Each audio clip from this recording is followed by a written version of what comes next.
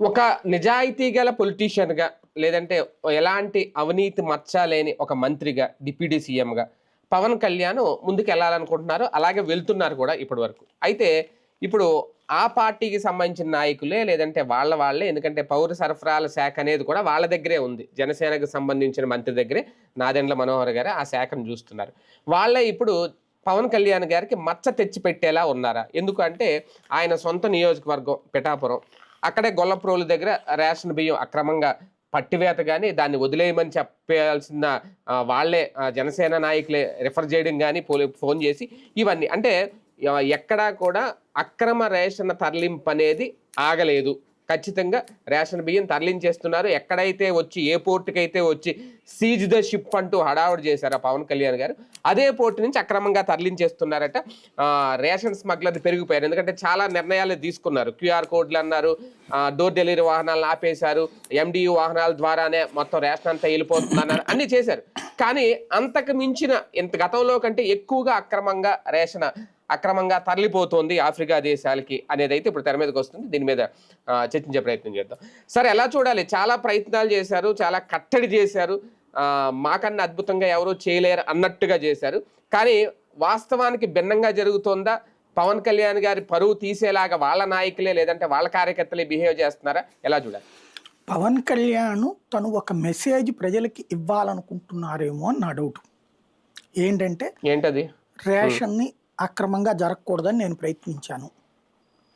అలాగే బెల్ట్ షాపులు అంగీకరించని నేను ముందే చెప్పాను. అట్లాగే పేకాట వద్దని నేను ముందే చెప్పాను. దాని మీద నివేదికలు కూడా అడిగాను. అట్లాగే ఈ రౌడీజాన్ని సహించను, పరిశ్రమలకు సంబంధించిన వాళ్ళని బెదిరించద్దని కూడా నేను చెప్పాను. అలాగే అదేది ఉద్యోగుల అవినీతి, లంచాలకు సంబంధించినటువంటి వద్దని నేను చెప్పాను. మీరు విన్నారు. కావాలంటే ముఖ్యమంత్రితో పాటు ఆయన పక్కనే కూర్చుని చెప్పాను. అయినా సరే జరిగిపోతా వచ్చినాయి, దాన్ని నేను సహించలేకపోతున్నాను అని ఏమన్నా భవిష్యత్తులో మాట్లాడడానికి అనుగుణంగా ఇప్పుడు ఏమన్నా మాట్లాడుతున్నారా అన్నది నా సందేహం. ఫ్యూచర్ ఈ 5 పాయింట్లు నాకు కనిపించినాయి ఈ మధ్య కాలంలో. ఇవన్నీ ఒక భారతీయుడుగా, ఒక ఆంధ్రుడుగా, ఒక పౌరుడిగా, ఒక జర్నలిస్ట్ గా మనం కోరుకునేవి.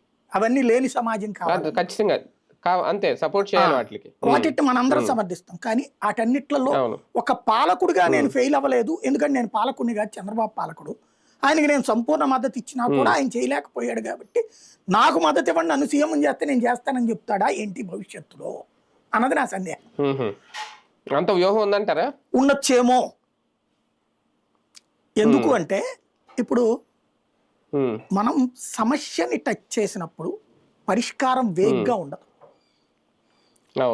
ఒక స్టూవర్ట్పురం దొంగల్ని మార్చాలనుకున్నప్పుడు మీరందరూ మారండరా అని రోజు కర్రలు ఉచ్చుకుని 4 బాధేస్తే మారిపోరండి. తిండి దక్కాలి కదా వాళ్ళకి, పిల్లల్ని పోషించాలి కదా. దానికే బ్రిటిషోడే ఏం చేశాడు, వాళ్ళందరిని ఒక చోట కూర్చోబెట్టి స్వచ్ఛంద సంస్థలు లింకప్ చేసి వాళ్ళకి అక్కడ పొలాలు ఇచ్చి ఒక్కొక్కరికి 3-4 ఎకరాలు సేద్యం చేయడానికి వాళ్ళకి సాయం చేసి వాళ్ళ చేత వ్యవసాయాన్ని అలవాటు చేయించాడు. అనేక మందికి భూములు ఉన్నాయి అక్కడ. దానికి మన సమరం గారి సోదరుడు లవణం, వాళ్ళకి సంబంధించిన స్వచ్ఛంద సంస్థ దశాబ్దాలుగా నడిచింది. ఇవాళ అనేక మంది పిల్లలు అక్కడ చదువుకున్నారు, ఉద్యోగాలు చేస్తున్నారు, ఉపాధి పొందుతున్నారు. ఇది ఒక సిస్టమ్. ఏ వ్యవస్థకైనా ఒక సిస్టమ్ ముఖ్యం. రేషన్ కి సంబంధించి ప్రతి ఒక్కడికి బియ్యం అవసరం, బియ్యం మస్ట్గా అవసరం. ఇక్కడ 3 పాయింట్లు గుర్తుపెట్టుకోవాలి. నెంబర్ 1, నేను తినే బియ్యం నాకు కావాలి. నేను తినే బియ్యం ఈ రాష్ట్రం అంతా పండుతుందా? పండదు. బియ్యంలో 3 రకాలు ఉంది. నెంబర్ల బియ్యం అంటే ఇప్పుడు మనకి ఇచ్చే బియ్యం, దుడ్డు బియ్యం. ఇవి కాస్త ముద్దగా మందంగా ఉంటది. ఇవి సాధారణమైన వాళ్ళకి జీర్ణం కాదు, మనం తింటే కడుపు నొప్పి వస్తుంది. లేబర్ కూడా ఇదివరకు తినేవాడు లేబర్ అయితే, ఇప్పుడు వాళ్ళు కూడా మామూలు బియ్యానికి అలవాటు పడిపోయారు. ఇది తింటల్లా వాళ్ళు కూడా 100కి 90 మంది తింటల్లా. కానీ మనకి తెలియకుండానే మనం తింటున్నాం. ఎట్లాగో తెలుసా? మనం బయటికి వెళ్ళి బళ్ళ దగ్గర, హోటళ్ళ దగ్గర తింటాం కదా, పునుగులో లేకపోతే బజ్జీలు, వాటిట్లో కొంత బియ్యం పిండి ఇదే వేసేది. లేదా హోటళ్లలో దోశలు వేస్తారు కదా, దోశల్లో కలిసే పిండి ఇదే. ఉమ్, అయితే అది కూల్గా నడిచిపోతుంది. అందుకని ఒక 20% వినియోగిస్తున్నారు అవి వీటిట్లలో. మిగతాది ఏంటో తెలుసా, నేను మొన్న ఈ మధ్యన ఒక ఫంక్షన్కి వెళ్ళినప్పుడు భోజనాలు చేయడానికి వచ్చిన వాళ్ళలో 2-3 రైస్ మిల్లర్లు ఉన్నారనమాట. ఉమ్, వాళ్ళు చెప్తున్నారు, మన బియ్యం తినరండి మన వాళ్ళు ఎంత చెప్పినా సరే. ఇది ఎక్కడికి పోతుందో తెలుసా, ఉమ్, చేపలకి మేతగా. ఉమ్. చేపలకి మేత అట ఇది. అవునా? ఆ, ఉమ్, చేపలకి వేస్తున్నారు, అట్లాగే గేదెలకి వేస్తున్నారట వీటిని. అంటే చేపలకి తౌడుతో కలిపింది వేస్తారు మరి నాకు తెలిసి ఈ ఇవి కూడా వేస్తారు. వేస్తున్నారు, మేత కింద వాడుతున్నారట ఇప్పుడు వీటిని. ఉమ్, ఉమ్. గేదెలకు కూడా పెడుతున్నారట వీటిని, అవును గేదెలు కాదు. ఈ బియ్యాన్ని. కాబట్టి అట్లాగే నడిచిపోతుంది. మావులోళ్ళు తింటున్నటువంటిది 10-20% అంతే. తినరు అసలు అని చెప్పండి. యాక్చువల్లీ ఈ బియ్యంలోనే ఎక్కువ పోషకాలు ఉంటాయి. ఉంటాయి, కరెక్టే. అందులో మామూలు బియ్యంతో ఆ పోలిస్తే. స్టార్టెక్స్ ఇది ఇంత ముందు జగన్ టైంలో జగన్ చేసింది కాదు, అది కేంద్ర ప్రభుత్వం చేసింది. దేశవ్యాప్తంగా పోషకాహారం కలపంది వీటిట్లో, పోషకాలు కలుపుతున్నారు. స్టార్టెక్స్ బియ్యం అంటారు వాటిని. ఇప్పుడు వీళ్ళు స్టార్టెక్స్ చేస్తున్నారు లేదో తెలియదు. మొన్న ఈ మధ్యన రేషన్ బియ్యమో కాదో తేల్చడానికి స్టార్టెక్స్ టెస్టే వీళ్ళు చేసింది. పోషకాలు కలిపిన బియ్యం అయితేనే సీజ్ చేసింది ఆ రోజున, మామూలు బియ్యం అయితే గనక కాదు. ఇది ఒక ఆస్పెక్ట్. రెండవది, తినే బియ్యం ఇవ్వకుండా. ఎందుకని? ఇక్కడ బేసిక్గా ఒకటి ప్రజల్లో తప్పు కూడా ఉంది. 1,48,00,000 రేషన్ కార్డు ఉన్నాయి, 1,50,00,000 వేసుకోండి టోటల్గా. ఇందులో పేదలు ఎంతమంది? 50 లక్షలు. మిగతా 1,00,000 మంది మధ్యతరగతి, ఎగువ మధ్యతరగతి. వాళ్ళకి అవసరంలా. ఎందుకు వాళ్ళు ఇది పెట్టుకున్నారు అంటే, వైట్ రేషన్ కార్డు అవసరం ఎందుకు ఉందంటే ఫీజు రియంబర్స్మెంట్ కోసం ఉంది, ఆరోగ్యశ్రీ కోసం ఉంది. అవి రెండింటిని అంటే అన్ని సంక్షేమాలు వైట్తో లింక్ చేశారు. అవి ఉన్నంత వరకు ఈ కార్డు ఉండాలి. ఈ కార్డులో బియ్యం తీసుకోకపోతే రేపు అది రద్దు చేస్తారు. దానికి ఏం చేయాలి? బియ్యం కార్డు సపరేట్ పెట్టాలా, ఆరోగ్యశ్రీ కార్డు సపరేట్ పెట్టాలా, ఫీజు రియంబర్స్మెంట్ కార్డు సపరేట్ పెట్టాలి. కానీ ప్రభుత్వానికి అంత కమిట్మెంట్ లేదు, అంత ఓపిక, అంత తీరిక, అంత ఆలోచన లేదు. మధ్యతరగతికి కూడా ఫీజు రియంబర్స్మెంట్ పెట్టు, తప్పేంలే, చదువుకోవాలి. మధ్యతరగతి వాడు చదువు. ఇప్పుడు అలాంటి వాళ్ళం డిగ్రీల దగ్గర ఆపాం, తర్వాత సరే ఉద్యోగాలు చేస్తా, పీజీలు చేసాం, లా చేసాం. కానీ అదే రోజు నేను చదువుకోగలుగుంటే ఇవాళ ఈ గోల ఉండేది కాదు. ఏ ప్రాక్టీస్ చేసుకునేవాడు, చార్టెడ్ అకౌంటెంట్ కానీ లేకపోతే ఇంకోటి. కాబట్టి ఇక్కడ మనిషికి అవకాశం ఇవ్వటం అనేటువంటిది ప్రభుత్వపు బాధ్యత. అది మిస్ అవుతోంది. లేదా ప్రభుత్వమే కల్పించాలి అట్లాంటి సదుపాయం. కల్పించలేకపోతుంది, ఇంకెందుకు మిమ్మల్ని ఎన్నుకోవడం మేము. ఇది ఒక ఆస్పెక్ట్. బియ్యం అనేటటువంటిది తినే బియ్యం ఇవ్వండి, సన్న బియ్యం. తెలంగాణలో ఇస్తున్నారు కదా సన్న బియ్యం, ఇక్కడ ఎందుకు ఇవ్వట్లేదు మీరు? ఎందుకు ఇవ్వట్లేదంటే మళ్ళీ దానికి ఒక అధికారి చెప్పుకొచ్చారు అనమాట. మన దగ్గర పండాలి కదా సార్ అంతా. ఎక్కడ పోతుంది లోటు? పెద్ద సమస్య ఎక్కడ వచ్చిందంటే, ఒకప్పుడు మన గోదావరి జిల్లాలంతా సన్నబియ్యమే కదా, తర్వాత కర్నూలు, సోనా మసూరి, ఇటు కృష్ణా గుంటూరు జిల్లాలో పండేది మంచిది సన్నబియ్యం. క్రమంగా ఇలా సన్నబియ్యం పండే ప్రాంతాలలో ఉన్నటువంటి వాళ్ళు రైతులు ధనవంతులై వాళ్ళ బిడ్డను బాగా చదివించి ప్రధాన నగరాలకు పంపించేశారు. తర్వాత వీళ్ళు కూడా అటు వెళ్ళిపోయారు. ఇక కౌలుకి ఇవ్వడం లేరు. రెండోది ఏమైపోయింది, చేపల చెరువుల కింద గోదావరి జిల్లాలో 3 వంతులు చేపల చెరువులకి వెళ్ళిపోయింది. ఇంకా అక్కడ సన్నబియ్యం ఏడ పండుతుంది? మీకు మరీ దరిద్రం ఏంటో తెలుసా? రాష్ట్ర విభజన తర్వాత మన దరిద్రానికి సాక్ష్యము, భారతదేశంలో ఇదివరకు అత్యధికంగా ధాన్యం పండించే ప్రాంతం ఉమ్మడి ఆంధ్రప్రదేశ్, టాప్ 3లో ఉండేది. పంజాబ్ తర్వాత మనం ఉండేవాళ్ళం. ఇవాళ ఏంటో తెలుసా, మనం 7వ స్థానంలోనూ, ఫస్ట్ ప్లేస్ తెలంగాణ. ఉమ్మడి రాష్ట్రంలో తెలంగాణలో 30% పండేది, 70% మనకు పండేది. విడిపోయిన రాష్ట్రంలో తెలంగాణ నెంబర్ 1 అయింది, మనం 7వ స్థానానికి వచ్చాం. ఎక్కడికి దిగజారిపోయాం మనం? ఎందుకనిది సమస్య ఒకటి. అక్కడ బియ్యం లేదు, పండట్లేదు. పండనప్పుడు నువ్వు ఇవ్వలేవు.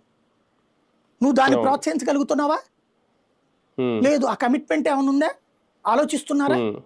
లేదు. దాని గురించి పరిశోధనలు ఏమైనా చేశారా? సన్నబియ్యం పండించడానికి గురించి లేదు. దేశంలో 100కి 80 మంది సన్నబియ్యమే తింటున్నారండి. దాంట్లో పోషకాలు లేవి అని మాట్లాడతాం, కరెక్టే. కానీ పోషకాలతో కూడింది తినంటారా అంటే తింటున్నారా? బేసిక్గా కావాలంటే విడిగా పోషకాలు ఖర్చు నోట్లు వేసుకుంటున్నారు, ట్యాబ్లెట్లు లేకపోతే ఇంకోటి రాగి జావలో. ఎందుకంటే ఆ బియ్యం తిని దాన్ని జీర్ణించుకునే శక్తి గతంతో పోలిసి ఇప్పుడు తగ్గిపోయింది సార్. అందుకని ఆ తినట్లేదు. రోజుల్లో ఏంటంటే జీర్ణ మనం ప్రక్రియలో తేడా వచ్చింది. కిలోమీటర్ల శ్రమ కొద్ది ఉండేది. నడిచేవాళ్ళం అండి. ఇప్పుడు నా అదే. చిన్నప్పుడు నేను అవును, స్కూల్లో శారీరక శ్రమ ఉండేది. విజయవాడలో ఇదే గుడివాడలో ఉన్నప్పుడు ఆ రైలు గేట్ దగ్గర నుంచి ఏజీకే స్కూల్ దాకా నడుచుకుని పోయేవాడిని నేను. మార్కెట్ కైనా అసలు అప్పుడు రిక్షా అనేది అసాధ్యం, డబ్బులు పెట్టుకోవాలా, ఎక్కి అవును, అప్పుడు వెళ్ళటమే టాప్ అట్లా. అంటే రిక్షా. అవును, సిటీ బస్సు ఉండేది, ఆ సిటీ బస్సు కొన్ని ప్రాంతాలకే ఉండేది, మిగతాదంతా నడుచుకుపోవడం. అందుకోటి అంత ఛార్జీలు కూడా పెట్టుకుని అంత స్తోమత ఉండేది కాదు అప్పుడు. ఎక్కడికి పోయినా నడుచుకుంటూ పోవడం. ఇప్పుడు చిన్నప్పటి నుంచి స్కూల్ బస్సులు. గుంటూరులో ఎక్కడో నేను పాత గుంటూరులో ఉండేవాళ్ళం, మార్కెట్ దగ్గరికి నడుచుకుంటూ వచ్చేవాడిని నేను. వచ్చి వెళ్ళేవాడిని అక్కడికి, బస్ స్టాండ్కి వచ్చి నడుచుకుంటూ పోవడమే ఆ రోజు. కాబట్టి తిన్న తర్వాత అరగడానికి ఉంది. ఇవాళ తింటున్నాను, వచ్చి కూర్చుంటున్నాను, బండి మీద వచ్చి కూర్చుంటున్నాను, అందుకనే పొట్ట కూడా కొద్దిగా పెరుగుతూ ఉంటుంది అనమాట. దాన్ని సరి చేసుకోవాలంటే పని అంతా తగ్గించుకోవాలి. పని తగ్గించుకుంటే రూపాయి తగ్గిపోద్ది, అదో బాధ సమస్య. ఇదొక కూడా ఉంది. కాబట్టి ఇక్కడ ప్రతి ఒక్కడికి కూడా పని ఒత్తిడి పెరిగిపోతుంది.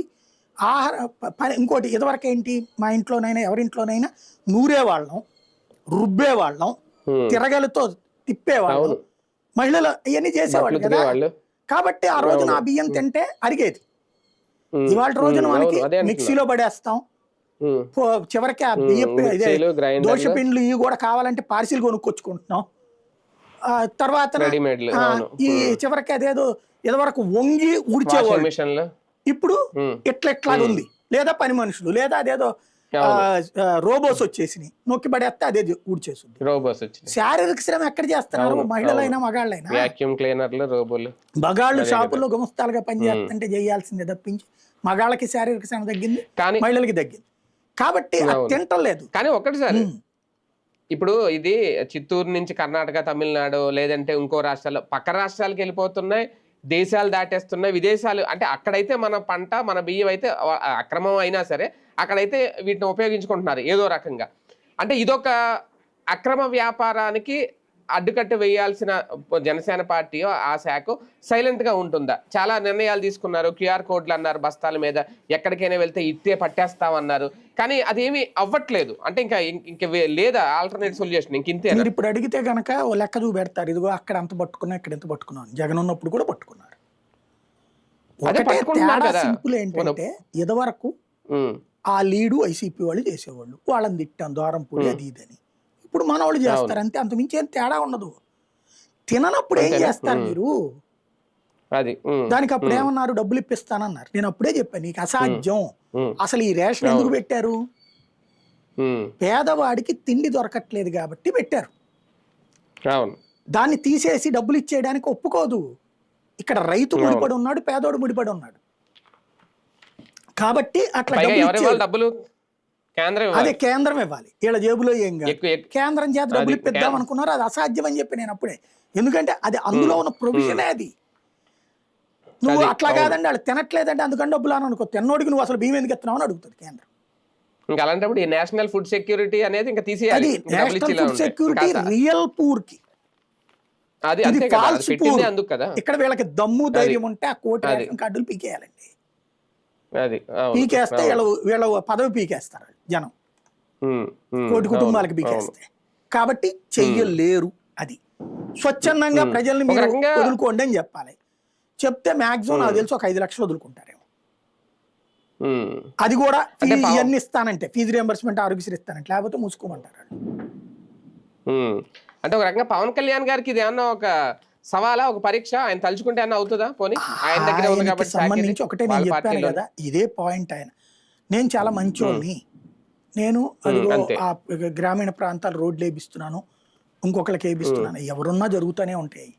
ఈయన కొంచెం పబ్లిసిటీ చేసుకోగలుగుతున్నారు, మీడియా కూడా సపోర్ట్ చేస్తుంది. అంటే మిగిలిన వాటికంటే అధికారంలోకి రాగానే ఎక్కువ హడావుడి చేసింది దీని మీదే, ఎక్కువ ఫోకస్ పెట్టింది దీని మీదే ఇద్దరు కూడా, నాదెండ్ల మనోహర్ గారు కానీ ఈయన కానీ పవన్ కళ్యాణ్ గారు. కానీ ఇప్పుడు ఇదే ఎటు కాకుండా అన్నట్టు ఉంది వ్యవస్థ. వాళ్ళ చేతిలో నుంచి మన వాళ్ళకి ఇప్పించగలిగారు అంతే. అదేనా? ఇప్పుడు దాంట్లో కూడా వైసీపీ వాళ్ళ పార్ట్నర్షిప్ ఉంటది ఖచ్చితంగా. అప్పుడు టీడీపీ వైసీపీ కలిసినే చేసుకున్నారు. ఇదివరకు వీళ్ళే విమర్శించేవాళ్ళు, అప్పుడు టీడీపీతో విభేదించినప్పుడు 60-40. ఇప్పుడు 60% అధికార పక్షానికి ఉంటది. అందులో ఎక్కడ జనసేన ఉంటే అక్కడ బేసిక్ గా. ఇంకోటి ఏంటంటే వీళ్ళు ఇంకా మంచి అవకాశం కల్పించారు. ఇదివరకు రేషన్ డీలరు ప్లస్ ఆ బండోళ్ళు దానివల్ల ఇంకొక బ్యాచ్కి కూడా ఆదాయం వచ్చింది. రేషన్ డీలర్తో పాటు బండి వాళ్ళకి కూడా ఆదాయం వచ్చింది. ఇప్పుడు రేషన్ డీలర్ దగ్గర నుంచినే తీసుకుంటారు. ఇప్పుడు అంతే ఈ బండి వాళ్ళు లేరు కదా ఇప్పుడు. అవును, ఇదివరకు 4 వాటాలు అయ్యేది, ఇప్పుడు 3 వాటాలకి తగ్గించారు అనమాట. గొడవ నుంచి ఈ ఎమ్మెల్యేస్ పాయింట్లు ఏవైతే ఉంటాయో అక్కడికి వచ్చేటప్పటికే మాయమైపోతున్నాయి. ప్రతి నియోజకవర్గానికి ఒక డాన్ ఉంటారండి. అది డాన్ అనకూడదు వాళ్ళని, సమాజ రక్షకులు వాళ్ళు. పాపం పేదల దగ్గర నుంచి ఆ బియ్యం తీసుకుని పేదలకి డబ్బులు ఇచ్చేటటువంటి మహానుభావులు వాళ్ళు. అది అవును.